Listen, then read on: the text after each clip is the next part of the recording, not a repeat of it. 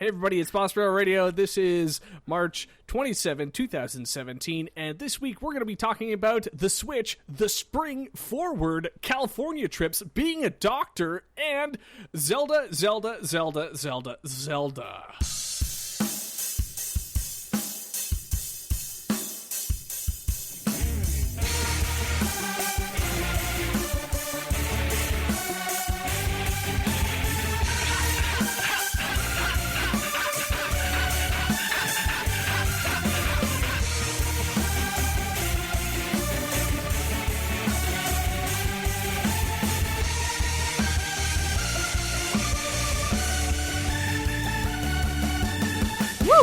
I feel like our theme music has to have 10 times more Zane than usual. Billy Zane? Outro. There's a lot of Zane. Talk about erect catheters. Have you guys been watching The Last Week Tonight with all the Cath commercials? No. Oh man, you're missing out. As a Catholicer, I am very opposed to that. Basically, they're purchasing commercials to air on Fox News with a cowboy who caths. And they're all targeted directly at Donald Trump, but then they're airing only in D.C. Oh, that's so good.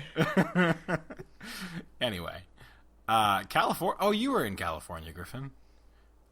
Yes. Why don't you tell me more, Jamie, about what you were talking about moments ago? Wait, are we? This is an adventure out of time. I'm Jamie. No, okay. Hey everybody, it's BBR Radio. So James Sherer, it's good to have you here. Well, thanks for having me, Griff. How's it going, Doctor? Hey James, have you gotten over your excessive flatulence?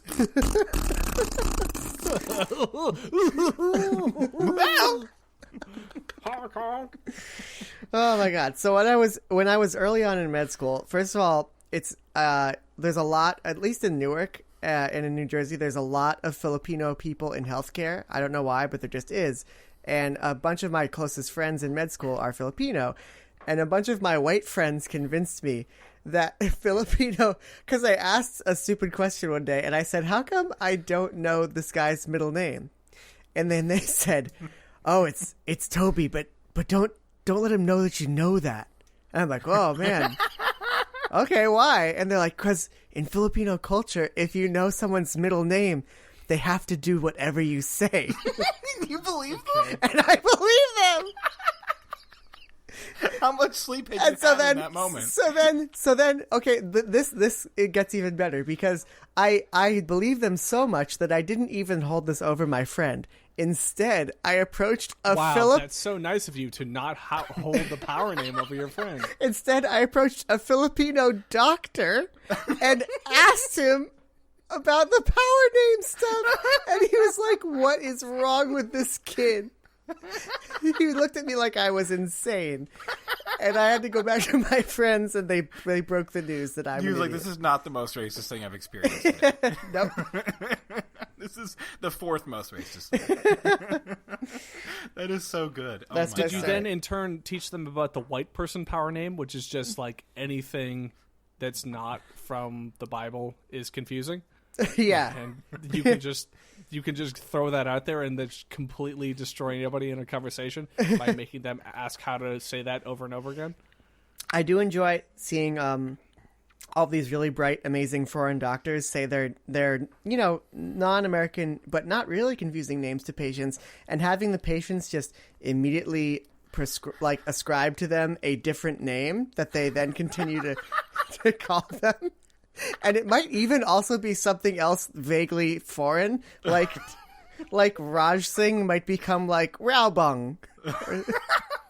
I like the idea of someone being like, "Hello, my name is Raj Singh. I'll be your doctor today." And they're like, "Carl. I'm going to call you Carl." That happens too. Hey, Carl. Yeah, as a person who's been on calls with India for the past 2 weeks, too real. As a white person, this is too intense. I actually need to.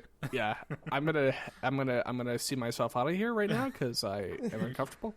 The many woes of whiteness. It's a difficult Yes. burden to carry. That's what a poet told me. Oh boy. Well, Jeffrey, a poet of a different sorts, Canadian sojourner What? and Holy shit. lobster wrangler. I haven't sojourned to Canada, but I did have I mean, a technically- brief telephone sojourn to Florida. By latitude, you're there all the time, so deal with that. I think Maine is just an extension of Canada. Like Canada threatens to devour at any moment. I think that Maine is the prostate of Canada. Would you agree, Dr. James Sherer? 100% yes. As someone who has to get all up into prostates these days. Yeah. I want to just inject Maine with all kinds of alpha blockers. Welcome to the show, Jeffrey Brewer, Zelda Mastermind. Yep, because that's the only game I've been playing.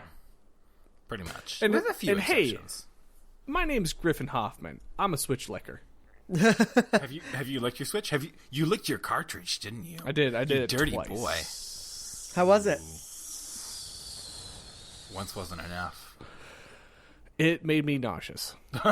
Did you go into cardiac arrest? I didn't, but I will attest that Gene and I both licked the Switch cartridge, and we were both very ill afterwards. Oh no! Did you vom? No vom, but I mean we were drinking some beers and whatnot, but unrelated. Like it was just kind of like a general queasiness afterwards. Man, All so right. that's like no joke. It is no joke. Do not lick your Switch cart. I'm gonna let that Switch card. And then the second time I did it, it yielded the similar results. So, science. Why did you yield it? Or fuck? Why did you lick it a second time? Well, because the second time I was like, is it because I was drinking? Had you also been drinking the second time? No. Jesus Christ, I'm a man of science. What I'm worried You about can is now that confirm the reports of gazillions of other people that also put these things in their mouth. it's like an oil, right? So if I touch the cartridge and then I taste my fingers, am I gonna get it that way? Is this a request for me to do further research? Yeah. I was going to say, someone needs to. Will you fund this? Yes, I can give you a Squid Boy amiibo.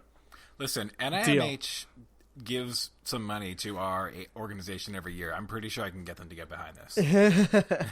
Damn it, I already said deal. Oh, man. And you were, Griff, you also were in California recently. I want to hear, give me your 2-word summary of California. Whoa. 2-word summary of California. Hot babes. The best. Okay, yeah, Hot Babes is good too. The best. Rolling Hills. Totes relax. Third time wins it.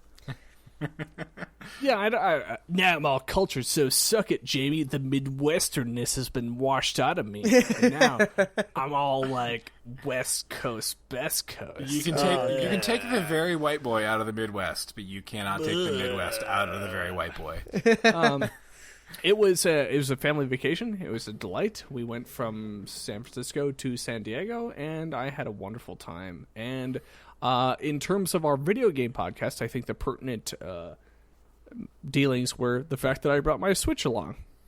My Nintendo Switch. Did you? Not my Switchblade or my Switch that I beat my child with from the maple sapling. Could your giant inverse Trump hands handle it? Giant inverse Trump hands. Okay, I gotcha. Yeah, there's a lot of thumbprints over the screen. Oh no! It's like No, GD there's a lot of nightmare. sneeze marks over the screen. What the? What are you doing? Yeah, Jeff. Do you want me to really gross you out right now? Yep. Like, how are you ready for this? I mean, my wife did just drop her phone in the toilet a couple days ago, so hit me with it. Guess how I carried my Switch along with me in this sojourn? Oh no! Did you put it in your back pocket? Nope. Did you throw it in your backpack with a bunch of keys? In your underpants. I put it in my backpack with a bunch of keys, Jesus Christ! but how did I protect it from said keys? You rolled it in your underpants. No, you didn't. Nope. You just fucking threw it in there because you're a No, monster. I'm not a monster. I'm not that much of a monster. You put it in a sock, like Jason Schreier from Kotaku. Pretty close. You put it in a condom. Nope. The hood of a hoodie. Oh, no. That's okay. I mean, it could be worse, I guess. I really expected it to be unprotected. I thought you'd just throw it in there, just gouge it with keys, carve your name into it so no one steals it. Mm-hmm. Yes, no, I put it in my backpack with a bunch of other crap, and then had it wrapped in like a hoodie. That's fair. I'll allow it. Keep in mind, hoodies have sharp edges. Did you? They got gouge zippers the and crap out of stuff. No, didn't do any damage. You're like I fine. said, it was just like sneeze damage by the time I got back home. A skillful hoodie wrap. I mean, come on. In the right hands. Yeah, sure. That's what you'll never see harm. But I will tell you this. So from my travels, first of all, using the Switch on a plane, super cool. Plugging it into the plane outlet, totally functional. Like it will retain a charge. It'll charge up when you go under the seat and plug in on the adapter. So that was all very exciting. You can plug into the airport sockets as well. Not only will it charge up when you plug it in and you're playing Zelda, it'll also charge up when you plug it into your power bank and you're playing Zelda. Griffin is not going to talk about this, but I was waiting for Griffin to say using it without a power bank like a goddamn rube. I'm like it's just like a nomad, man. Like just traveling from power socket to power socket. What is having a reserve of power? I think your California bro is bleeding into your Casey Kasem, and the result is wonderful. On America's Next Top 40, we're going to be checking out Power Brick by the Nintendo Switch, followed up by White Denim. Yeah, White Denim. And then by Wii Music and Robbie Drums. The only reportable, the two reportable pieces of information was one, the tabletop mode and putting it on the tray table in the airplane is possible. It does not function because the tabletop mode is like a tabletop. It is a kotatsu. Like, it is a tabletop in which your head is at the same level of the table. So you look at it, and it pans backwards at like a 15-degree angle if you're straight on par with it. You got to slouch backward artfully like that asshole in the trailer. And on the plane, you're not allowed to do that because you have legs. Because you're a giant man. Because you're a regular-sized man, and planes are not built for that. Yeah, that's true. So yes, putting the tablet on top of the table and trying to play it does not function. I tested that. I tested it. I gotta for you guys. That it also slides around like crazy because tray tables are not exactly like grippy. They're not. But actually, I don't know if you've noticed that this the kickstand has a little bit of like a nubbin on it. Like it has a little bit of like a rubber grippy. So I experienced no sliding even in the most turbulent flight I've ever been on. Wow. So that was not a problem. Have you tested dropping it on concrete yet? No, I will not do that. And then my second test of my endeavors were taking my Nintendo Switch and going to the hotel lobby and putting it on a table and playing it and waiting for somebody to approach. And what happened? I'm wrapped with anticipation. Let me tell you what happened. I ordered another drink, and I left it on the table. Griffin, you're the only man that has the balls to drink and play Switch in a public setting as a grown-ass adult. I love it. I played it with my D&D group this week. We're all adults. They have kids. No, that doesn't count. I'm talking so, in retrospect, hotel, order a drink at a bar and then pull your Switch out. I love it. Actually, the kind of cool thing was that I found out was I was there and there was a counter. There's a group that works in contest to the company that I work for what we do. And I was there just like showing my Switch off. And they're like, I was like, hey, anybody want to hang out? I didn't say that, but I like showed it with my body and the Switch. And then like in retrospect, I was like, oh man, this is like the competition. Like I was over there just like flaunting it. Like, oh, you want some of this? Cross this line, fools. Come over here, Jets versus Sharks. So wait, did you get any takers? No takers. Not a one. Oh man. No. My best taker on anything was I went to the Des Moines International Airport, excuse me. And then the gentleman said, please take all your electronics out of your bag. And I said, okay, do you want me to take out my iPad? And he said, no, that does not matter. And I said, I don't have a laptop, but I have a Nintendo Switch. Would you like me to take that out? And he says, yes, I want to see it. So I extracted the Nintendo Switch and showed it to him, and he said, oh, that's freaking sweet. And that was it. Nice. Didn't he say something about it being like the Vita or the PSP? Oh, yeah, I'm sorry. Yeah, I said I have a PSP. game. I have a game system like the Nintendo. I'm sorry. Yeah, I said I have a game system like the Nintendo Switch. Would you like to see it? And he says, is it like the PS Vita or is it like the PlayStation port, the PSP? He says, is that the PSP? And I said, it's similar to the PSP, but it's bigger. And he's like, okay, well that's fine. And I was like, okay. He's like, but then you should take it out just in case. I want to see it. All right. You should take it out just in case I want to see it. TSA. Hashtag TSA. Oh man, that would scare the crap out of me. Actually, What would you be afraid of? I would be afraid that like they wouldn't know what it was, and that maybe there's like something wrong with the battery, and they think it's gonna explode, and then they confiscate it, and then I'm in Donald Trump jail, and then they take my Switch away. Wait. Back up. Mm-hmm. Is the scarier thing you losing the Switch, or you going into Donald Trump trail? Going into Donald Trump's trail, his happy trail, would be a great thing. So, and I think that I would get there by going to Donald Trump jail. So I think the scarier thing would be losing the Switch.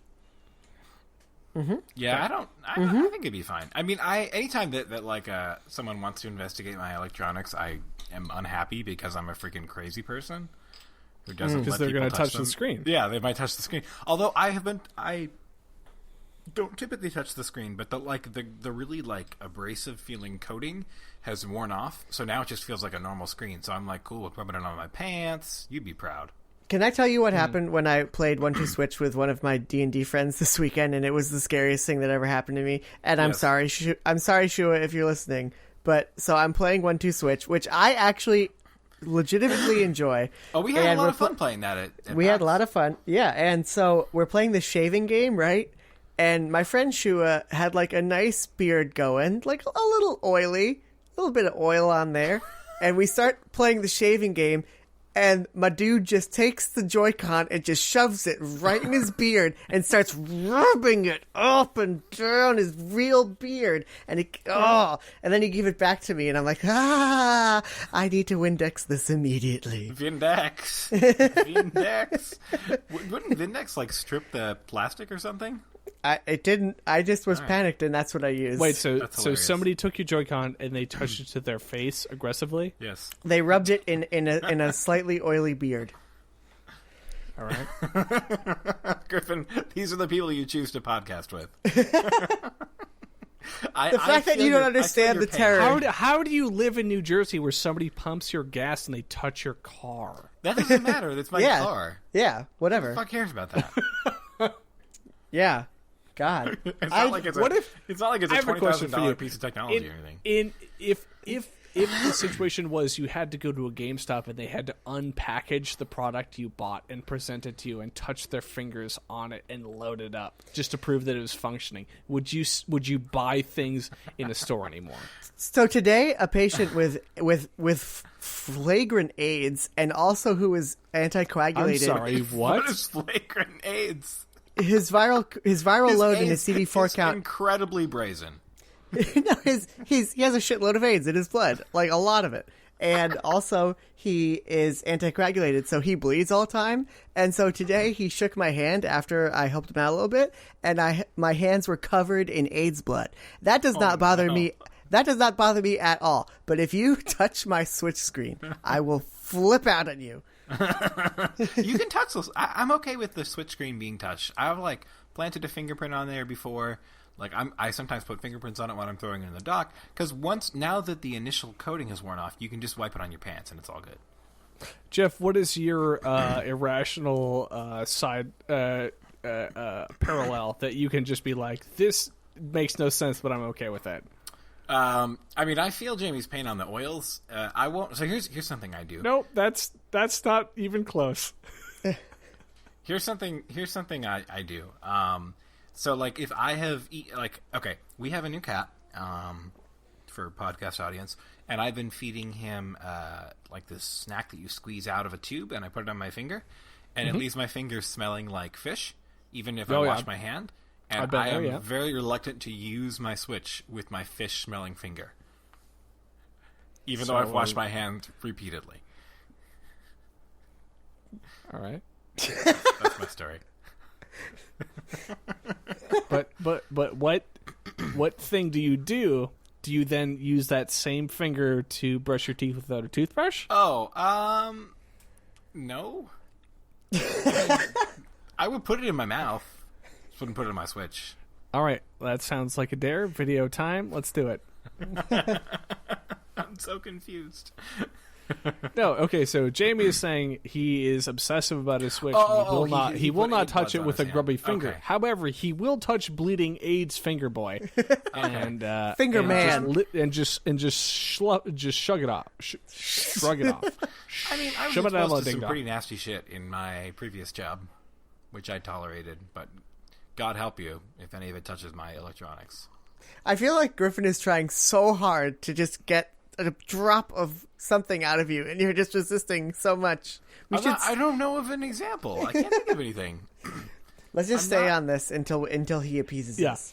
When the mailman comes with an amiibo from Amazon, do you immediately run out to the truck and grab it from them before they can touch it from the back hatch? They've already handled it, man.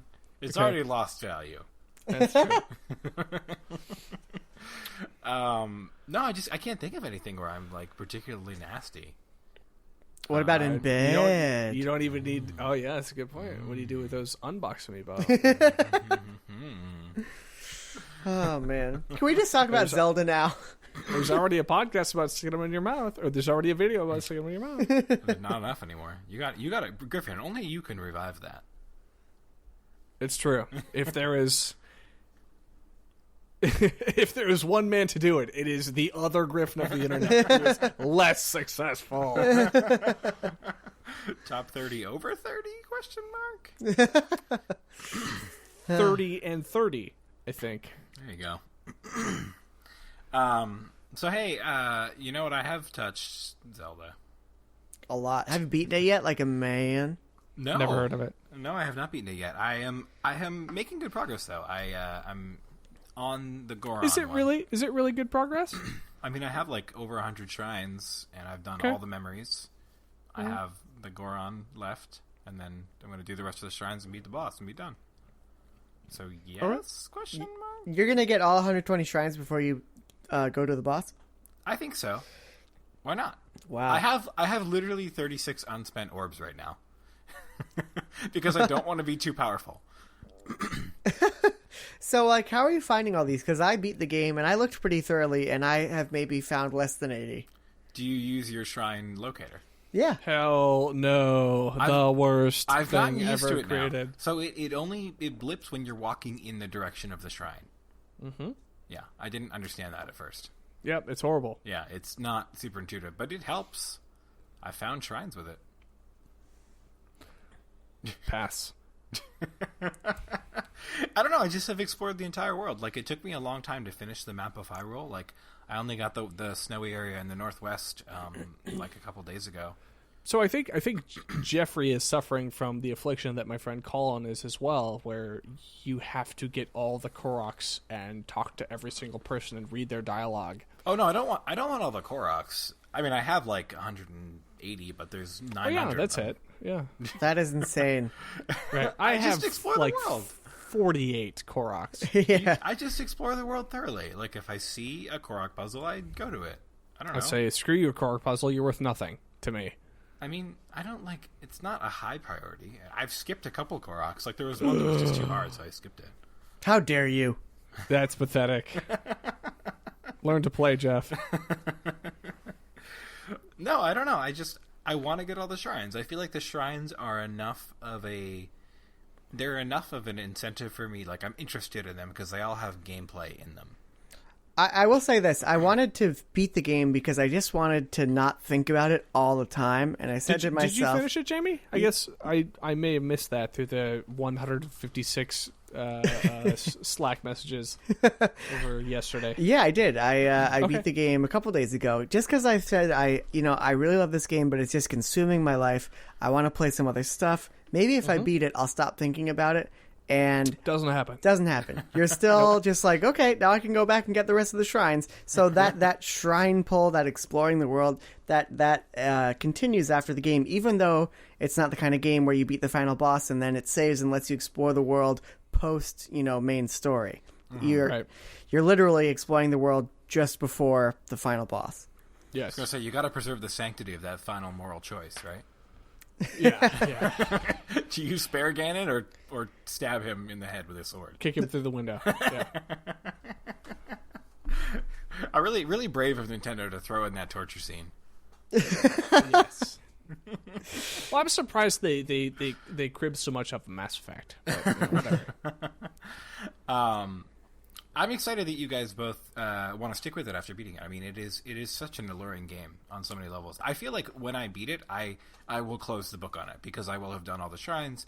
I don't need to get the Koroks, and I've explored the world pretty thoroughly at this point, so I've seen most of it. Star date 2017, March 27 at 8:40 Eastern, 7:40 Central. Geoff says that once he beats the game, he will no longer play Zelda. Lies. I didn't say that. I just said that I don't think I'll want to go back to it as much, just because I think I will have done hopefully all the shrines by then. If I have a few stragglers left, I might beat it and then get the shrines after. You know what I really came around on in this game is the story. I initially was thinking that the story will play a very minor role for me, and it's not necessary because the pull is really the exploration and the sense of wonder that I get and being constantly surprised by everything that I see in the game. But I ended up really thinking that the story was, in its own little way, kind of masterful. And I think it did. I think it did a lot of interesting things. I think the love story between Link and Mipha, while completely underdeveloped, has some really interesting facets to it. Jamie, I agree 100%. I think the beat by beat stories, like the moment by moment interactions, like, if you will, the Mass Effect relationships that were happening through the gameplay were incredible. But the story at large was ho-hum. I actually like the story at large. So there's not a lot there. Well, it changes after you beat the game, and it's completely worthless. So. Just like Dragon Age. Anyway, putting that aside for a moment, I think that what is there is perfect. I think, and I understand that people feel the story is pretty threadbare. I think it tells the story of one event. I think it tells the story. I mean, obviously, it's you get the memories, you learn kind of about the journey that they're going through, but really, it's kind of about this one event. And I feel like as archetypes, those characters work really well.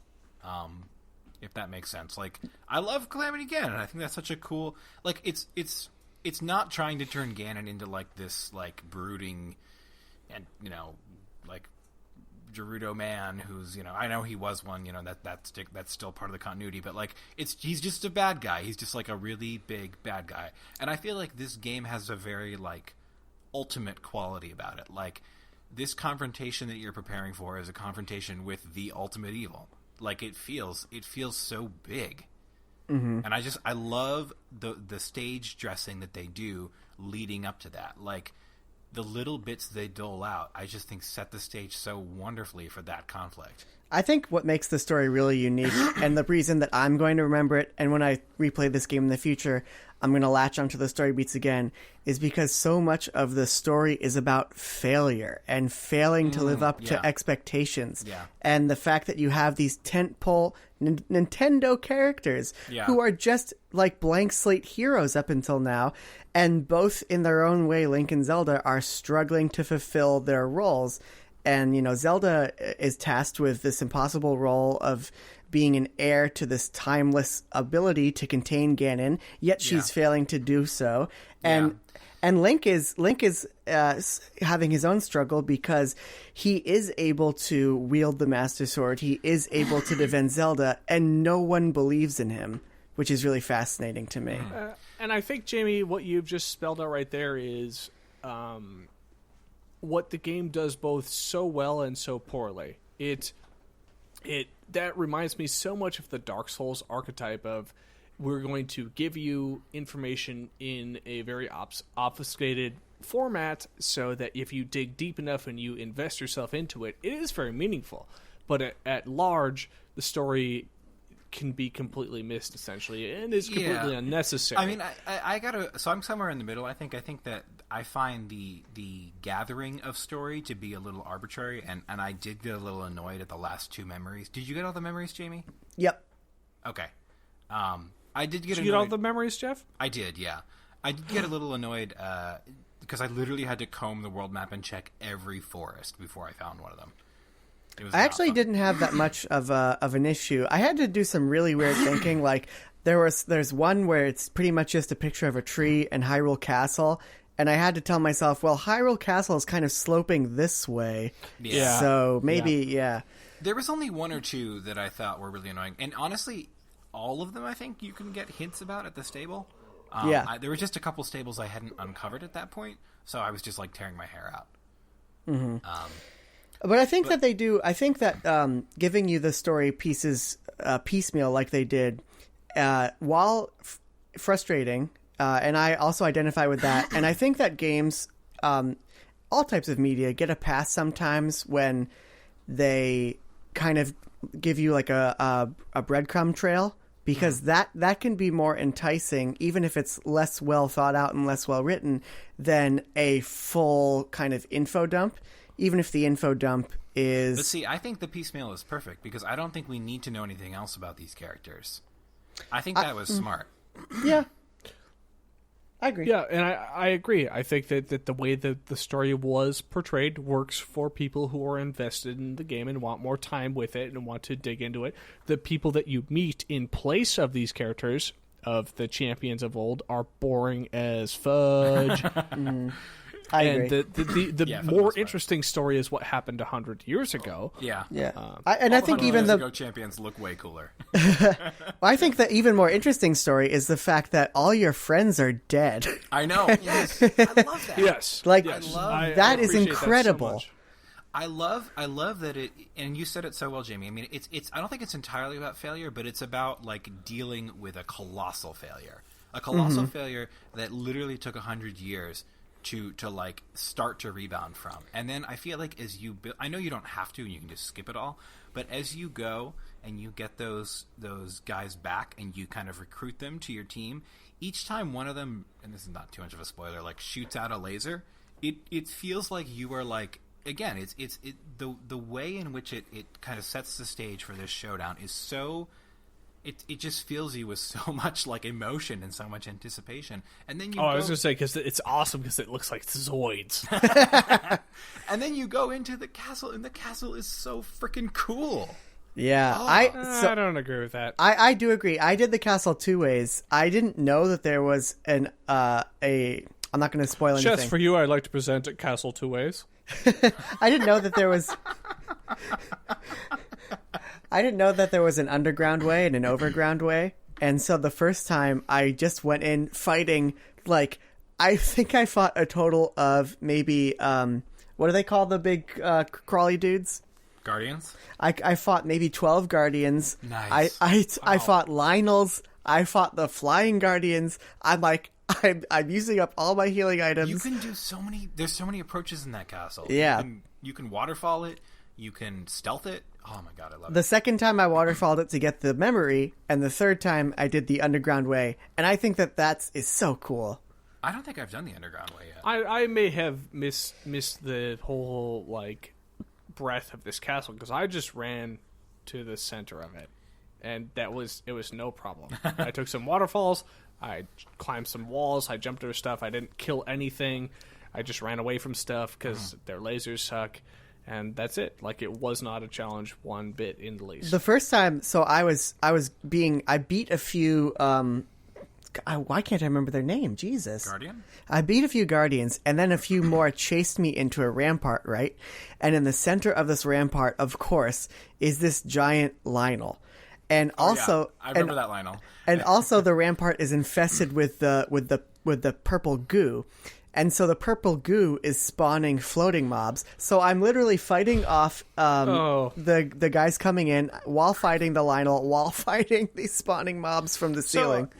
You're saying like getting into the castle is its own feat as well as just navigating the castle. Well, I think that it definitely has a feeling of oppressiveness, and I know it's kind of Dark Souls did that.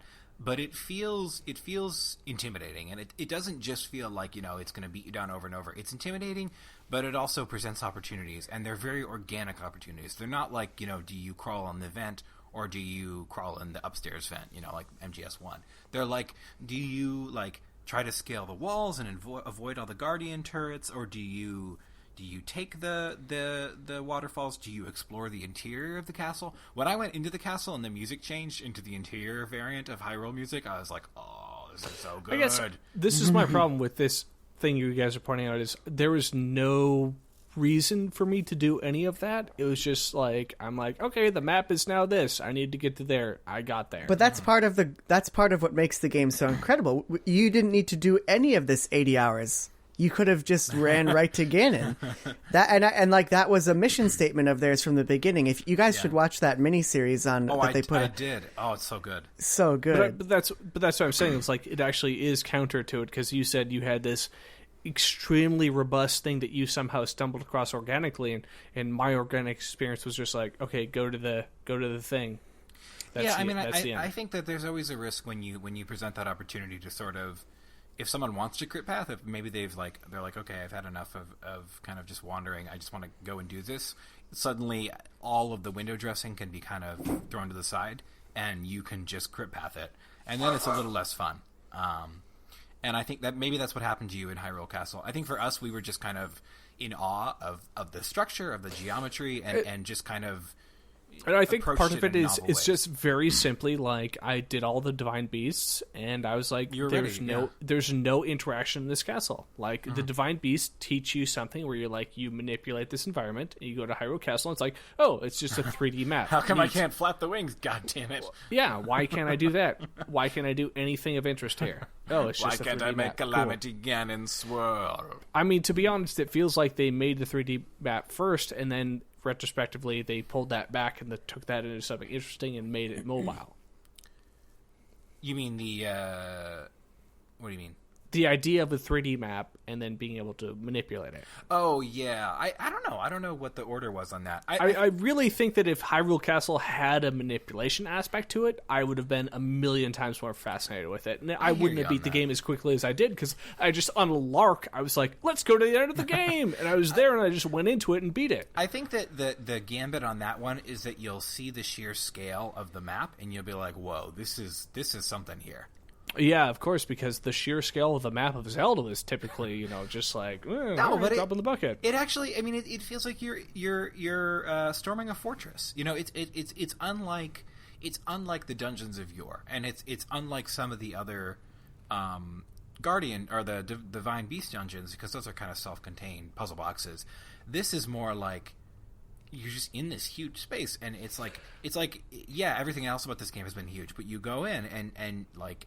It's not just walking through a bunch of hallways. No. It's like this is a real ass castle here. Yeah. I'm gonna say this before I step away for just a moment. Sure. And I don't mean to be combative, but I really think that the end result castle is just like all previous Zelda game castle maps stacked on top of themselves with a 3D frame around it. You know, Yeah, like I you've mean- always had different layers that you could interact with. You just always had to deal with them layer by layer. And this is one of the first ones, at least to me, playing, not playing like the GameCube games. This is one where you're actually viewing it as if it were a 3D plane versus Well, I think there's eight, more emergent. 8 different floors. There's more emergent possibilities for navigating. I mean, you can just climb up the side of a dungeon in like Wind Waker and just get to the end.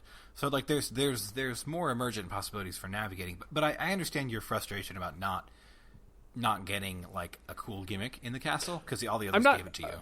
I'm not frustrated. All I'm saying is like, you guys said that this is like the most epic experience that you've had in the game, and I'm like, this was just a means to an end. Like, this is the road that I took. Like, I'm just climbing another mountain. I mean, I think it's just kind of an unfortunate consequence of you came in with a certain goal, and I think we kind of stumbled in under different pretenses, and were able to kind of get swept up in kind of the illusion that the game put down. Like, we happened to kind of come along with what they were going for, or maybe not even what they were going for, but we got a certain something out of it that you weren't looking for. And it's not like the game funnels you into having an epic experience. You kind of have to make that one yourself, I think. Yeah, I'll say that Sure. One of the cool things about it is in one of the very early villages, either Kakariko or Hateno, there are NPCs in that village who tell you there are cool things in that castle. You should go check it out for various quests. And at that level, you could not make it in. So if I had at that time gone straight for the castle, I wouldn't have even made it close because a guardian would have killed me like on the lawn out front. And then guardians, bro. And then but that's also because you haven't experienced those guardians before. Like, it has nothing to do with level per se. Exactly, but what I'm saying is for me at least as a player, that would even add to the feeling that I got at the end of the game when I made it through that dungeon, because I would have that touchstone from the earlier point of the game of being like, this place seems impenetrable. There's no way I'm getting in there. And I still kind of felt that way at the end, just because I blundered in there in the worst possible way that you could. But yeah. And Griff, to give you an idea of where I'm at, like, I got to the dungeon and then like the door to Ganon, and then I was like, nope, I'm gonna keep going and explore the castle some more. And then I found the memory, and I really like that memory. It kind of speaks to the failure theme of the game. Sure. And you so could say that the memory is incentive to explore the castle, but I also agree with Griff that if there was a cool, if the castle itself was a divine beast or like a culmination of the divine beasts, that would be awesome. Yeah, I agree. I mean, you can never have too much of the manipulation mechanics because those were all really neat. Yeah, and again, right now, before I run away and use the bathroom quickly, I want to say this. After all this discussion that we've had about this final castle, it seems like it provides, it's like it is the giving tree of whatever you need. So for me, the final dungeon should not be this arduous slog into like testing all your metal. It should just be whatever to get to the final boss, which then tests your metal. For you guys, it sounds like it's a combination of adventure and trials and fascination, in which it really blows out the gameplay and what you can do. So it feels like it actually is fast. Geoff, I think you said this earlier, where it does something really cool for everybody, however you want to approach it. And for me, I was like, I want to get there. And you're like, I want to have an adventure. And Jamie's like, I want to just accidentally stumble into this and make it like a story. So yeah. Like, I guess in that aspect, it totally encapsulates what Zelda Breath of the Wild is. Yeah. Yeah. Good point. Go pee. Yes. Hey, you know what wasn't so great in the game though? The voice acting. Yeah, not so great. I feel Mifa. like Oh my god. she's not even the worst of them by far. Oh man, I thought that. So like all the cool approaches to the divine beasts, and how the voice acting just lets all of them down. Yep. Where the guys are like, shoot now, yeah. Jump. I felt like it was the opposite. Like they were almost too emphatic. Like they would be like, "All right." Something was very off about their delivery. Yeah.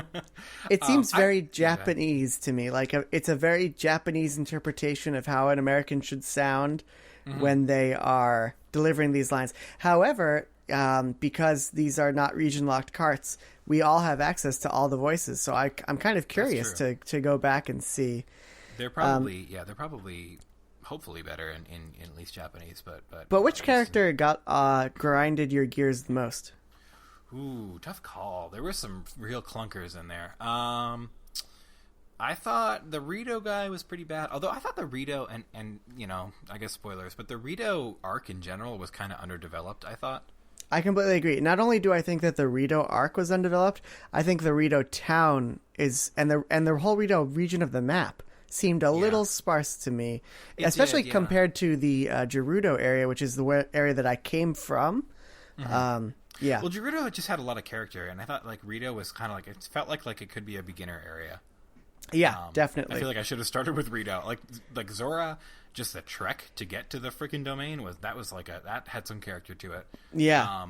Gerudo was cool. I actually like the Gerudo queen lady. I thought she was cool. I do too. And also there was that hilarious little moment where she puts on the thunder helmet. And you're trying to be serious about it. Yeah, so that it falls. Yeah, that was really cute. And I think that some of the incidental characters, like there's a lot of not texture. There's a lot of stuff there. Like there's enough flavor. For me. Yeah, there's a lot of flavor. And I think that it feels more alive for being such a vast, empty world. At times, it feels more alive than almost any Zelda before, which is just hilarious to me. It feels more alive than other open world games that are chock full of characters who are towns, and the characters like talk about the towns. Yeah. Yeah, it's amazing to me. Yeah, sorry, I really enjoy that about it. So it ticked a lot of the right boxes for me. And again, I think that if they had given us any more story, I think it would have shown its weakness. I think that establishing it like as being primarily about this huge conflict, this kind of like otherworldly, great evil to end all evils, and then the failure of 100 years ago, and what the passage of time has done for each of these villages. I think they nailed the beats they should have hit, and I think it works perfectly for that world. I agree, and I think that if they had populated the world further, if they had put in more towns with more story beats, I think they would have taken away what this game gives you that other open world games don't, which is the sense of journey and the sense of an actual trek, and that there is dead space between these important cities. There is, but I think what makes it work is that stuff isn't labeled. So like people will talk about things, but like you don't. It's not like like the whatever is over here, like the tower is over here, or like the hey, go here if you want to fight a giant. Like you just see a place that looks cool on your map, and you're like, I wonder what's over there.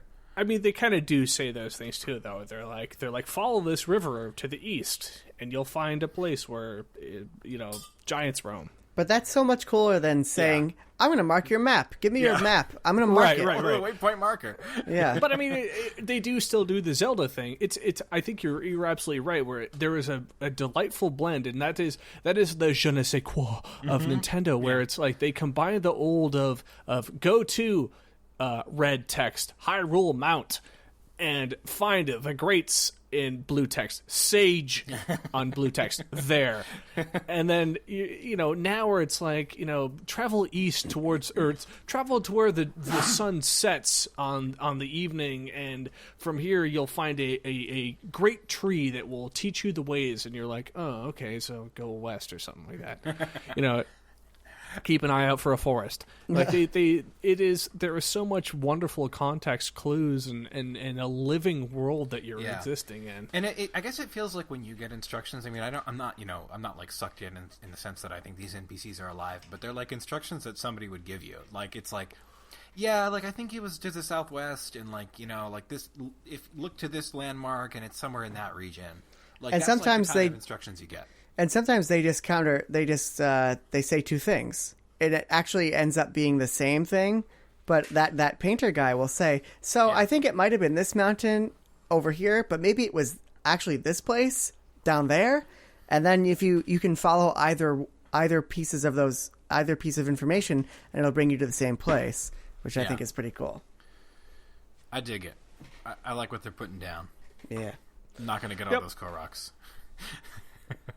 Sorry, in Griff, in the current world of open world games, in which there is a wonderful, robust, kind of to say world the third time, this one I think nails it, like so many other games do, but this one does it so much better. Like Zelda Breath of the Wild it's revolutionary in a way that is almost indescribable, because it's so open, yet it's so tight. Yeah. It is. And it has enough ways to explore things, Yeah. but it is also guided enough. Like it just does the things that Nintendo does so well. Where you're like, here's a trope that everybody knows, but it's done so much better. Yeah, and it's worth noting there aren't a ton of ingredients. Like the monster variety isn't huge, but the game also is not afraid to give you one-offs. So it'll be like, hey, like, you know that forest up north? It's totally dark. And you walk in here, and a voice is going to talk to you and tell you to navigate the dark forest. And that's like a big chunk of the map. Mm-hmm. And they devote that to just navigating the dark forest. That's one shrine. Yeah. And I think they're unafraid to kind of throw weird shit at you like that. They also have mastered what Dan Trachtenberg of the Totally Rad Show used to call the, quote, good suck, where you're doing something like you're trying to stealthily follow a Korok dude through the forest. That quest and is awful. That is the worst quest in the game. See, for me, you hate it, but Nope, second worst. Pardon me. but What's worse than that? Gerudo. The ice? The Gerudo trying to sneak through the Metal Gear Solid Apparently I was that's gonna say super most chaseable. Isley. Apparently, It's, if you just stasis them, it's just a cakewalk. I forgot about that. Yeah, I I've know. started to use stasis a lot later in my current playthrough. But yeah, that would do it. Yeah, that was an annoying quest.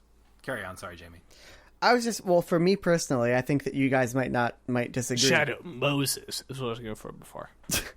But I find that there's a lot of things in that game that are kind of a drag, but add to the experience. Cooking is annoying. It's annoying that you can't cook multiple of the same dishes at once. It's annoying that you can't climb in rain, and it's annoying that there's lots of little annoying things. Cooking is not annoying. I personally, it's very Japanese in that it forces you to like slow way down. Yeah. It also this is highly forces you to inefficient. learn what cooking is. But what I'm saying is, even for someone who didn't enjoy that, it just adds to the experience. It adds. It does. Dragon It makes Quest you. saving, man. It makes. Dragon Quest saving. It makes you slow down. It makes you think about things. It makes you come up with a game plan. It's the good suck. I like it. Yeah, except that Korok quest was just the worst. I'm glad it only took me like 5 tries to clear, because it could have been so much worse. Yeah. Yeah, that was annoying as hell. There are some. I'll be honest here. Stealth in any video game, it sucks. I think stealth is fine. I think that instant failure stealth can be frustrating. Yeah, okay, you're right. To be fair, instant failure stealth is miserable. That Yiga hideout was not instant failure, and I did get spotted on the second room and killed every enemy. Nice. Well, that's on you, man. Like, I was never able to kill all the enemies. Yeah. Well, they have the one-shot sword, so you have to stay far away from them. Correct. Yeah. They can wind attack you and you don't die. But yeah, it was a pain in the ass. But then the boss fight was so cute. It was very Mario Galaxy. You were so right. Like, it was such a delightful boss fight. Yeah. But yeah, I think we all love that game. But hey, we're around 55 minutes here. I want to give you guys a chance to talk about the other stuff you played. And we can kind of wind this down on the earlier side like we were hoping to. I'll just quickly talk about Splatoon, if that's cool by you. Sure. Yeah. I played it too. All right, Splatoon 1.5 more like, right? Woo. Oh no, Splat 1.5. Splat 0.5 tune. No, it's good. Splatoon is still Splatoon. It's fun. I actually really like the special attacks. I think they're quite neat. I think the dualies are a great weapon. I'm excited to see more. Those maps were kind of a little bit lame, I thought, anyway. They're just very reminiscent of the original maps. Yep. Yeah, it hasn't differentiated in any meaningful way yet, which is fine, I think, from a business standpoint. And I did sell my copy of Splatoon, so I'll probably buy this. But it feels pretty iterative right now. I'd love to see like a little bit more. Yeah. So we'll see. One thing that I will say about when I played it is it was really just kind of staggering to see a game that looks that good, not only because, technically it's impressive, but it also has that amazing Splatoon style on that tiny little screen in your hand. That's awesome. And then have trouble playing it because portable and Not familiar with that. I actually got used to that, but there's some issues there. I like Jamie said, I played one game. I could not proceed with the excuse me, Mac, with the gyroscopic. Jesus Christ. Yeah, you could have turned it off, but I understand. Zelda had you in its thrall. The Filipino power of Zelda. I think that's the code word. That pretty much covers Splatoon for me. I did check out the SnipperClips demo. Jamie, you probably talk more about it because I think you own it. I didn't really like it that much. That was kind of I own it. I bought it day one. Ooh, all right. Griff talked about it a while ago. Yep. Yeah. Fire Emblem. You can inherit skills now. I'm making my Takumi even more powerful. Nice. It's still a mobile game, guys. Anyway, that's all I got. So you guys want to dive into the stuff you've played? If you want to give some details on it, sure. Not all at once. I took that share to mean that you were going to go for it.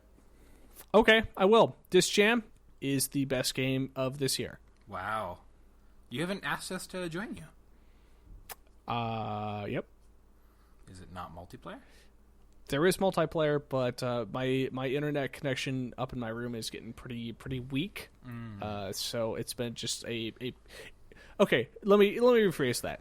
Disc Jam is my Jackbox game of the year, where it is like, hey everybody, it's Friday night. Come over to the house. Let's have some beers and let's play Disc Jam for 3 hours. Is it out? It's out. It's out. free. It's free for the rest of the month, I believe. Yeah, we should probably grab that. Wait, is it PS Plus? Yeah. Yes. I have not turned my PlayStation 4 on since the Switch came out. I'm going to do that Disc right Jam now. Holy shit. is absolutely one of my favorite games I've played in ages. It looks hilarious. Bye-bye, Zelda. Hello, Disc. It is Man. the best party game. Absolutely, 100%. It's taking cues off Windjammers, but instead of like a top-down sprite-based thing, it's like behind the back, like Virtua Tennis kind of a thing, where that's the angle, and in the same aspect as Windjammers, you have only so much time to throw the frisbee after you receive the frisbee. It's so crazy. It is so much fun. The manipulation in which you can throw the disc, the frisbee, is wonderful. The online play is just fine. Like, the diversity of characters is fine. Everything is just fine about it. It is just such a wonderful game to play. It's tennis. It's tennis, but it is so much better. Is Roger Federer in it? Roger Shredder, more like. Nice. Yeah, I cannot recommend it more. I every time people come over to the house that never play games or whatever, it's that and John Sebastian Jazz. We play those two things, and then they're like, I want to play more Disc Jam. Wow. People come over to your house and actually play games. Yeah, like every other day. No, that's cool. I've been meaning to grab it, but I just honestly have not touched my PS4. But I'd love to play another game that's on your list, Griff. Griff? What's that? Oh, no, sorry. I thought I just was... SnipperClips? No, I'm just high. Off my Is ass. it, I said your name, and then Griff somehow sounded like it wasn't your name to me, and I was like, Griff? Is that his name? Jeff? The letter at the end there? Oh, I know what you're talking about. It's NieR. Yeah. Hakuna Matata. Ain't no passing breeze. NieR. Hakuna Matata. It's hooks into you, right? It means no worries till the rest of your days. All right. NieR Hakuna Matata. All right. So, is It's it good? our robot free Nope. philosophy. Yeah. Robots in it. Hakuna Matata. Hakuna Matata. Hakuna. All right, Jamie, what'd you play? Hakuna Matata. how's Shovel Hakuna Matata. NieR Automata. NieR Automata. I think he likes it. I think he likes it. Is the I'm gonna just pretend that didn't happen. How's Shovel Knight? Great. But you don't have a shovel anymore. You have a scythe, and it's really freaking grind? cool. Just What? like in Sonic Adventure, you can grind. You just can like in grind Sonic Adventure. you can grind on spikes, which is Any awesome. game that cribs from Sonic Adventure 2 is a great game. As always, I think the level design is absolutely superb. I think the art is incredible, and I love how they're interspersing story beats in between completion of various levels, because you can choose which level to go to at which time, like a Mega Man game, and it's really, really cool. Yeah. I'm into it. I paid for it because I'm a dummy.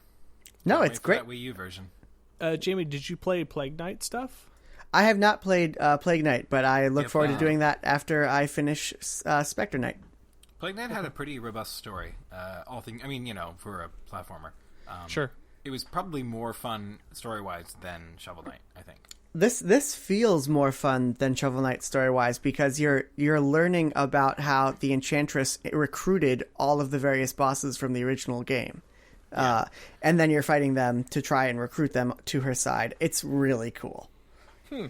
Yeah. Yeah, I'm surprised by how much mileage they've been able... And it's really... I think they've really justified increasing the price at this point. I mean, they keep delivering new campaigns that actually feel new.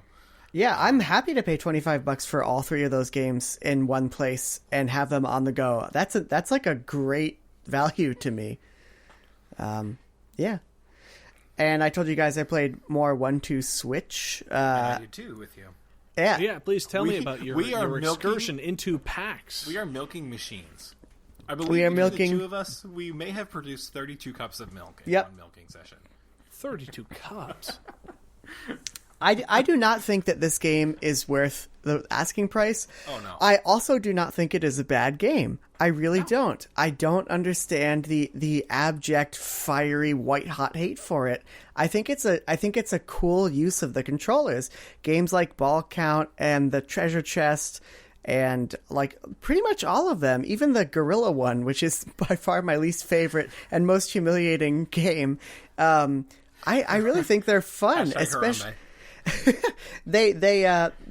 And I will say this about 1-2 Switch: best employment of Nintendo style rubber banding ever, because they use it not only to even the playing field when you're playing the kind of Mario Party board game style mode that it has, but they use it to make sure that if you play that board game mode, it lasts like 30 minutes and that's it. And that's exactly how much 1-2 Switch a person can handle before they start to think that this just is the worst.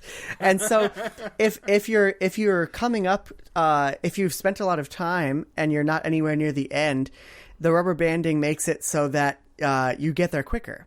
And if you get there really quick, the rubber banding makes it so that you're going to roll a bunch of ones and it's going to slow down. So I don't like that anymore now. I think it's... Griff. I think it's cool. The mini games are fun, even if you don't engage with the board game, which I didn't with Jamie. The mini games are actually they're quite delightful. Like Yeah. we're having the time of our life just playing these stupid little games in a corner in PAX. Yeah. Like we were doing little dance poses, and it was just stupid, Nice. but also great. I can't make... I recently found that my local video store has 1-2 Switch for rent, so I will be. They have one copy of that and one copy of Zelda, so I will be the only person in Des Moines to be getting that. Nice. And you could just hate it like everyone else does, and I wouldn't be surprised, but there's something about it which I think it has some level of charm, and if this was a pack-in, certainly I think people would be talking about it and having fun with it. I really think it's the asking price that really turns people off, with good reason. It's way overpriced. Yeah, Jamie, I think you are preaching to the choir. Obviously, I am the king of drunk party games.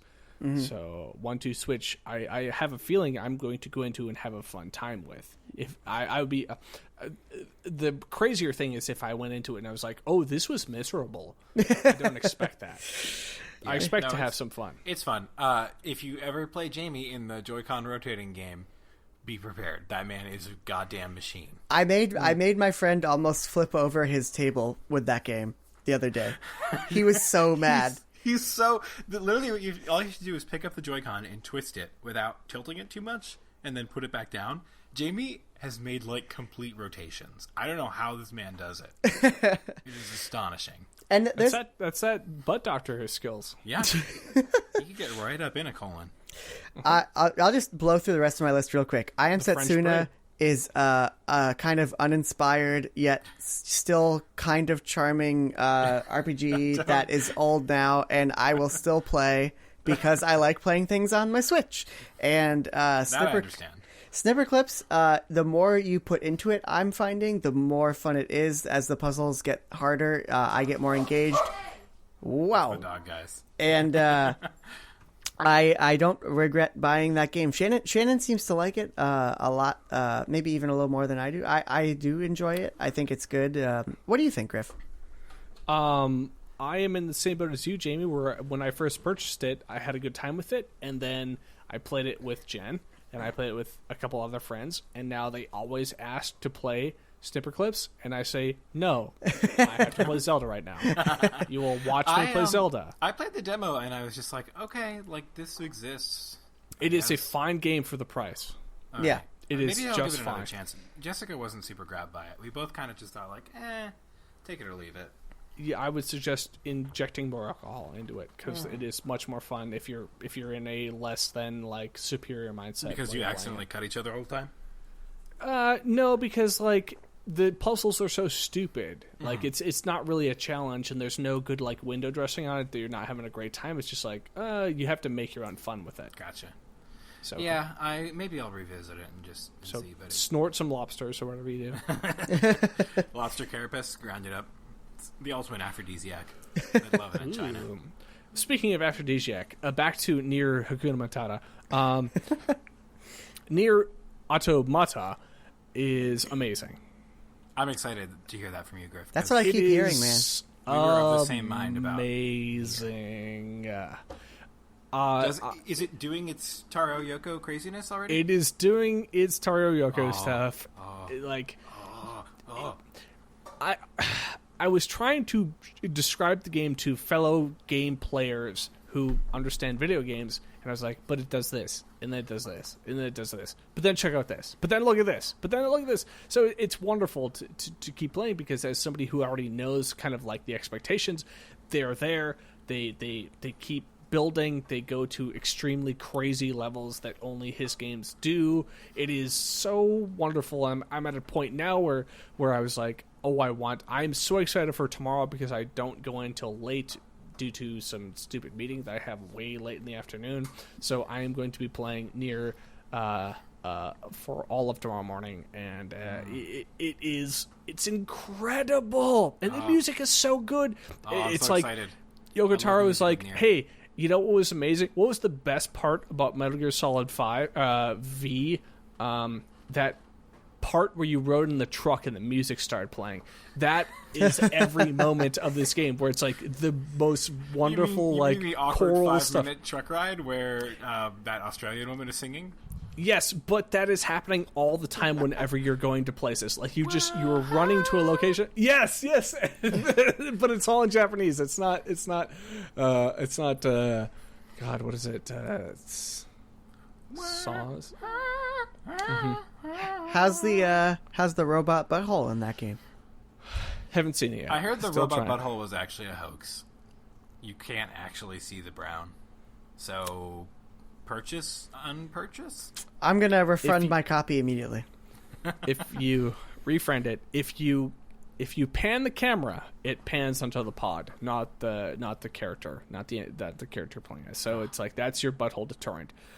So deal with that as you will. But in terms of like an amazing game, like it's super cool, and actually, like surprisingly, I don't know. I don't want to get like on a soapbox here or pretend like I know things more than I actually do, but it actually tackles like it doesn't tackle like it has gender stuff in it, which is cool, not in a gross way, like in a way that you're like, this person is like, I'm a girl and my girlfriend's being weird, and you're like, okay, that's normal.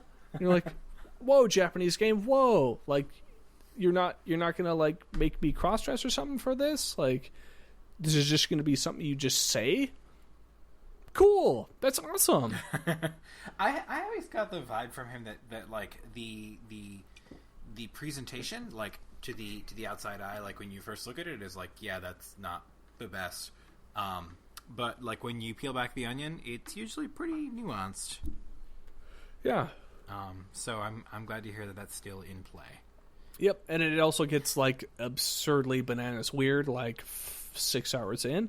So I'm excited. I'm very excited to hear that from you. There for you. Everything I hear about it. That's why I was like, I need to step away from Zelda at this one because I can keep trying to buy more clothing, but what I don't understand you people in the clothing. I have all the clothing except for the ancient armor, and I'm close to having all the. Do you have all the clothing? I don't have the 120 shrines clothes. Do you have the luchador outfit? There's a luchador outfit? Yes. Are you talking about the luminous stone one? Yes. Yeah, I have that one. All right. I bought that when I walked in the store. I have like 1,500 gold right now, and I need to buy the ancient armor. I could probably sell a bunch of diamonds and get it. I have like 30 diamonds. What? You elitist asshole. How many great fairies do you have? I don't have the horse fairy. I don't know where that is. Us What? working men need to bowl for a living. Okay? That's right. I have not found bowling. That's Goron, right? It's Nope. in the mountains near... Snowy. yeah. Snow zone. Oh, okay. I haven't spent too much time in the snow zone, to be honest. So I haven't found that. I haven't. I don't know where the horse fairy lives. So that's a thing too. Heard that. Yeah. Yeah. Let's wrap this sucker up by... Unless, Griff, do you have more to say about NieR Automata? I don't want to... No. I just encourage everybody to play it because don't let this one slide. No. God, no. Please let Mass Effect slide. I will. I do not Go plan on play playing that NieR. game. Axel I has will play Mass Effect. I will play it. Heard but the negative NieR- reviews. Saw the beautiful animations. Saw the writing and still purchased the game. So we'll let him give his thoughts. Yeah. I'll play NieR, and we can talk about it more maybe next week or the week after. But let's finish this up by just quickly mentioning some of our highlights from PAX. Yes, please tell me. For about me, it. I was expecting less than nothing from ARMS. That game looked extremely gimmicky to me. I don't like games that really rely on the motion controls only to do something kind of intense like a fighting game. Geoff and I played ARMS together at PAX, and that game is incredibly fun and really deep, and it works. And the mechanics, holding the Joy-Cons in the weird way they force you to do it, so that your Joy-Con is kind of like the faces of the Joy-Cons are facing each other, and your thumb is on the L and R button. It somehow just clicks, and anyone can get it. And I think that game's going to be a huge hit for Nintendo, and I think it's going to be the most compelling case for the Joy-Cons on that thing. And to buy a separate pair. yeah, exactly, to buy an $80 separate pair. And No, I don't need to be reductive, but like, yeah, I mean, I would consider it yeah, if it's that awesome. I liked it too. I think I had a little more of a learning curve, but I was definitely pleasantly surprised with it. I mean, I already thought it was going to be decent, but Jamie definitely whooped my ass after I smoked him a couple times. He just like took a commanding lead, and I had some weird issues where I wasn't quite doing the movements right, but once I got the hang of it, it felt pretty good. yeah. How much motion control was there to it? So you tilt to move, you tilt both in one direction or the other to move, and then you can like I think flick to jump, and then you can just like punch and do twists to twist your punch as you're punching. So it's not Can too much. you play it with just joysticks or Yes. Yeah. You can play with, you can motion-free play with the Pro version? Controller. Yep. You can there is play- a Pro Controller, Okay. right? You can play it with the Pro Controller. You can also play it with just the dog face controller, or just holding the Joy-Cons normally. Yeah, I think it's going to be cool. My other standout of the show was an indie game that I've been dying to check out for a while called Flint Hook, which is a procedurally generated platformer with an art style that the hook is that you have a little grappling hook, and it's really cool. You use the grappling hook mostly to open rooms and get yourself navigate quickly around a boss so that you can land hits without being hit yourself. I think that game's going to be pretty cool. It cribs from Isaac a lot. So you invade ships, and the ships have they select rooms from a list of pre-made rooms. That's the procedural generation. So it's there's a bunch of room types, and they're all rated on difficulty because I asked the developer, and so basically it's the Isaac formula. You can have a certain palette of rooms, and it'll choose from those. But it was fun. It was By the a way, good level of randomness. I forgot to mention I've been playing Binding of Isaac on my Switch, and that game is super fun. Don't know why I never got into it, and I love how it comes with stickers and an actual guidebook in the jewel case, which is awesome. Oh, that's awesome. Yeah, it's like a Zelda-looking guidebook, right? It is a beautiful gold Zelda-looking guidebook. So cool. Wonderful. I'll talk about stuff. Geoff, what have you been playing at PAX? So, okay, we already talked about ARMS, we already talked about Flint Hook. I had a good showing at Splatoon at PAX, which I was very proud of. I was MVP for everything. But I also liked Rain World, which was a game where you play as a little slug cat dude. And it had kind of a Metroid feel to it. You just, like, explore the world and find shit. Fun times. I also, it's hard to describe. Jamie, what would you say about that game? About Rain? Described it as a survival game. I don't know if I would call it that. Yeah, I really don't. It kind of feels like it's its own thing. What really captivated me about it was the way it looked. I didn't play as much as you did, but it looked promising. Mm-hmm. Yeah, I thought that was fun. Honestly, my general read on PAX is it was kind of underwhelming. We both felt this way. There were a lot of games that were already out there. Something about the vibe just felt weird. Jeff Gersman kind of echoed this, and I know you don't like referring to other podcasts, but I think he put it perfectly. They used to his explanation for what happened at this PAX, and PAX East kind of is PAX Prime now. It's the most attended one. What happened is this year is the first year where they stopped selling 3-day passes, and they only sell one single day passes. When they sold 3-day passes, no one would show up on Friday, because everyone would have the 3-day pass and just show up on Saturday and Sunday. So in previous years, Friday was the day to go. Friday was the day that I met, Double Fine guy. What's his name? Tim Schafer. Tim Schafer. Yeah. When I met Tim Schafer and no one else was talking to Tim Schafer, so I got to talk to Tim Schafer. Friday was the day when I've met people in the games press who I'm fans of, and this Friday at PAX was absolutely insane. And I just feel like that soured the whole. Yeah, but I mean, go on. It's just the atmosphere just felt pretty oppressive the whole time. There was a lot of stuff that we had seen, like Gnog was there again. Yeah, and, like I've seen Gnog for 3 years at PAX. It was just like more and more games that have already come out have space there, or stuff that has just been in development forever. So it just kind of felt a little stale. I think they need to freshen it up a bit. And there were a couple of games that we played that are good, but they were kind of exactly what you would think. We played Tumbleseed.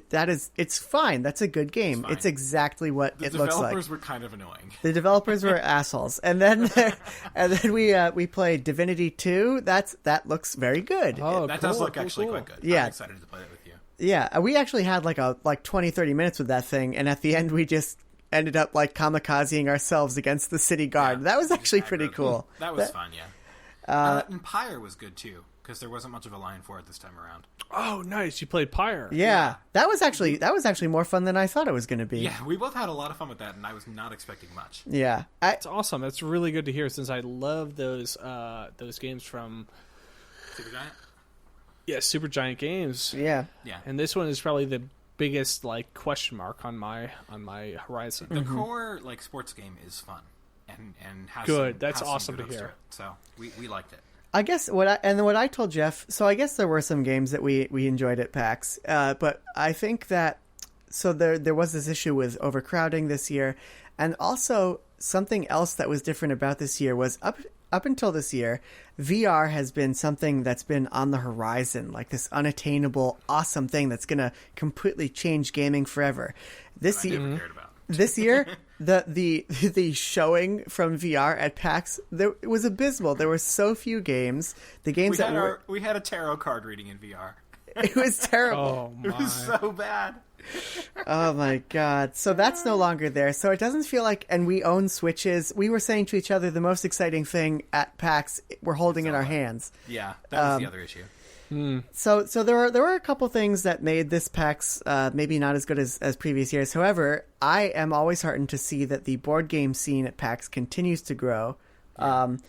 I bought an excellent board game called Dragoon, which is a really cool kind of cutthroat up to 4 player kind of exploit the map kind of game. And I think that if I do continue to go to PAX, a larger reason will be the board games. Cool. I think that's a great segue to end this, and I would like to have Jamie, you report on your last encounter with D&D before we go out. Yes. Oh my God. So I couldn't believe how much fun D&D is. It's a lot of fun. It's incredible. And also, Griff, I'm wondering if you'll agree with me. D&D is hard. It's really hard to respond, not the way that you would respond, but the way that would you like a second job? It's called D&D. I found it hard to stay in character. I found it hard to think to myself, okay, I would say this, but what would my characters say? Mm-hmm. And the experienced players at the table were so good at that, it kind of blew me away. I'm really looking forward to playing more. Like, makes me stressed, like the idea of having to figure out what my character would say. And that's the difference between like playing, like Jamie, I said, just have fun. Like the point is, if you are stressing about what am I going to say, like pull the table, say, hey, I'm thinking this right now, but my character's going to say this. You know, depending on your DM and depending on your game, you shouldn't be asking for what you should do, but it's always fine to kind of poll the audience. And the more you do that, the more you may say, then the thing that I eventually got to is I would say, okay, team members, like, I'm going to pull everybody aside and speak to you in character and kind of like, let's have a character meeting and say, what are we going to do about this? And I would try and play my character and say, well, I think this. Yeah. What do you guys have to say? And there's a really cool like methodology to try and like intertwine your own human brain, like as a player, into like the story, because you're not playing it to entertain people. You're playing it to, you know, just have a good time. But in my mind, I like to play a game to have fun. So I kind of want to like fuse the two of those things together, where it's what can I do to have a good time while I'm playing versus what can I do to make my party members happy with what's going on, but then not bog down the entire experience while I'm just, you know, trying to deal with numbers and trying to deal with questions and stuff like that. It helps to really, the experienced players in my group are really understanding, and they want me to enjoy myself. So they have a real, like, you know, hearkening to like improv, they have a real like yes and attitude. Yes. And that's like the most important thing I think to have in D&D, and they have that, and they allow me to kind of breathe with my character and they know that I'm figuring her out and that I'm not experienced with the game, and they're kind of allowing me to stumble and try things that don't work, and I think it's really cool. Could probably just get away with it by saying it's your character's time of the month. Actually, Jamie, it's funny you said that. Like your people you're playing with are giving you that leeway to like do the yes and, or do the thing you do in the yes and. This has been my entire like crux of my D&D campaign, which is to get my fellow compatriots to do yes and. So at the point that we finally finished the campaign, it was kind of yes and then we were doing some ancillary stuff afterwards, where it's just like fun D&D things not related to our campaign, where it's a lot of like practice with improv and learning yes and it's been so much fun. So I'm hoping that then, you know, in the next, you know, 5 years, and we're going to pursue the next campaign, we can take that as like they can take that as a skill to heart. Yeah, I'll give you one example, and then we'll sign off, of how that philosophy kind of manifested itself in my wonderful game. I wasn't paying attention to how much stuff I was carrying, and I completely encumbered myself. But as opposed to the DM calling me out and saying like, hey, the stuff you're carrying is way over 15 times your strength and you're completely encumbered, she just wrote it into my story that I just look like such a crazy person because I live in the city, but I'm constantly carrying around all this crap and I look like a camper. And like, that's awesome. Like that kind of thing. And she worked it in, and she kind of made fun of it, but it like not in like a mean way, and made it part of my character. I thought was really cool. That's super cool. Yeah. Yep. Being able to like a transition on the fly is the crux of a D&D campaign, which is the The problem with mine, and I'm happy to hear that yours is immediately kicking off with, like, let's just have fun. Let's just everybody play. Yeah. Yeah. So I think that's a great way to end it. Everybody play. It's a time to play some video games. So everybody play some video games. Zelda, NieR, Disc Jam, Fire Emblem, on the phone, SnipperClips. I am Setsune. Oh, I beat Dandy Dungeon, by the way. Oh, cool. Oh, game. nice. It's just adorable. Also, there's a great ending scene, which I won't spoil. Not that you guys will ever play this. No, I still tap into it from time to time. Yeah. Okay. There's a very funny ending scene, so it's Cool. real cute. So it sounds like there is no better time than right now. Yes. Yes. Indeed. Amen. All right, guys. Thank you so much. Jamie, plug it. Plug it like a tube into a butt. Danger Toasty on YouTube. And what else? You got a Twitter. You got a Instagram. You got. I got a You got a small practice that you would like to promote. I got a Twitter that I never Twitter on. JCS440. My icon is a bird. Oh, rolls right off the tongue. Yeah, and I'm gonna be a psychiatrist. So if you're sad, call me on my personal phone. No biggie. Boundary. Hit me up. Hit me up.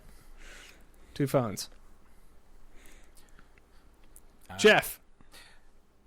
Yo, dogs in the Brew Crew. Keep me up on Twitter. No, it's I'm on Twitter. No, please continue with that, please. All right, I'm at Kineas123. I have a YouTube channel that I never uploaded on. There's like 3 videos of my cats on there. Nice. You got it. He can't even make it through. And I also have GChat. I got GeoCity's website about Final Fantasy VII. You got your friend code. Yo, guys, follow me on Slack. Hit me up on the Switch social network. The Swizzle. Yo, you can check out my latest works on Miiverse. I got some really good Willem sketch. Dafoe pictures on there. I did a dope-ass sketch of Zelda getting railed by some bacobbles. Yo, it was up for like 5 hours before Nintendo pulled it. What? Oh, She was getting dang. My body is not ready for that. Oh my god. Griff, Wonderful. where can people find you? They can find me in the Midwest with my Midwesternness.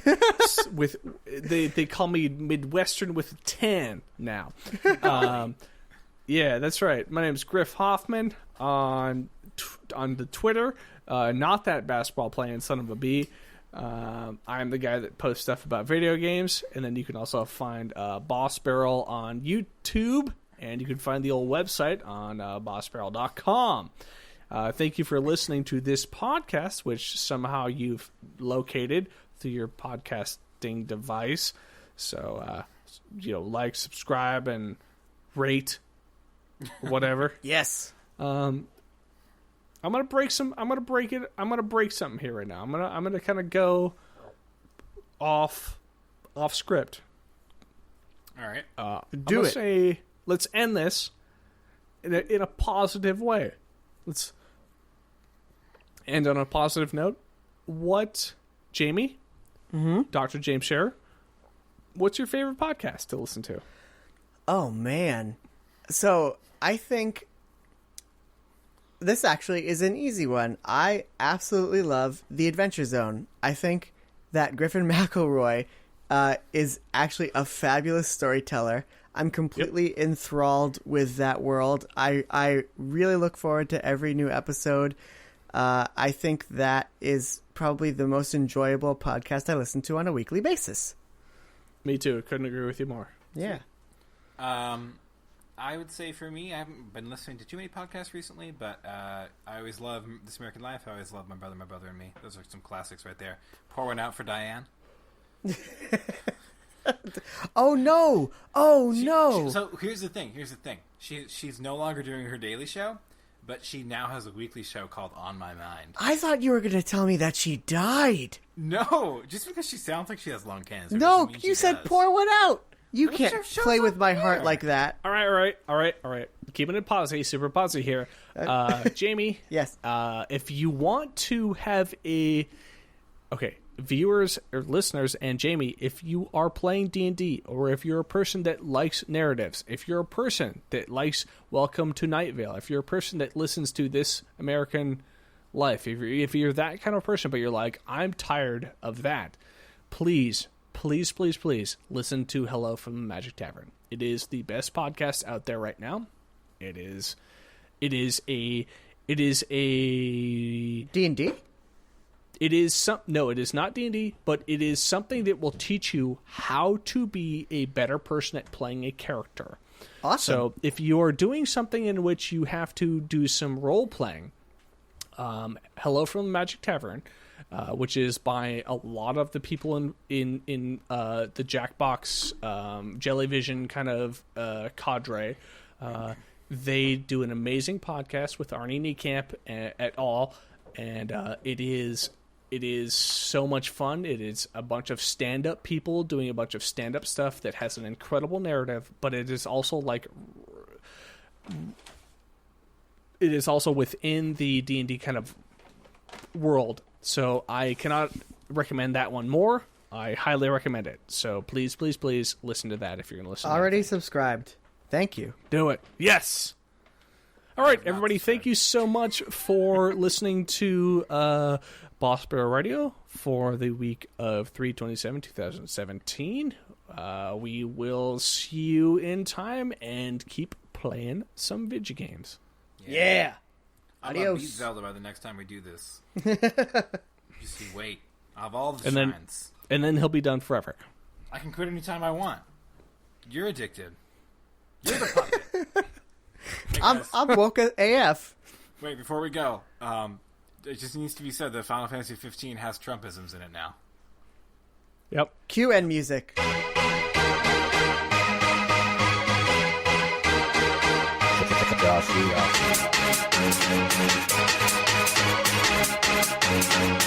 Dance, dance.